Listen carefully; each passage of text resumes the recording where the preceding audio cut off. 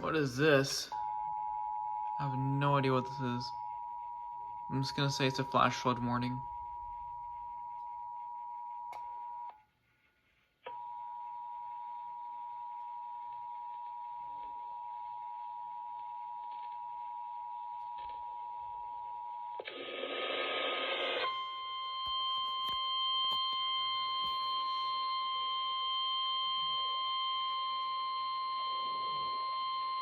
Issued at 3:20 p.m. Yep. The National Weather Service in Wakefield has issued a flash flood warning for southeastern Dinwiddie County, southwestern Prince George County, central Sussex County, and southeastern Virginia until 6:30 p.m.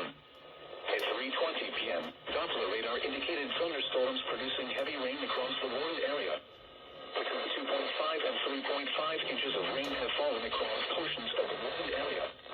The expected rainfall rate is 2 inches in 1 hour. Additional rainfall amounts up to 2 inches are possible in the warned area.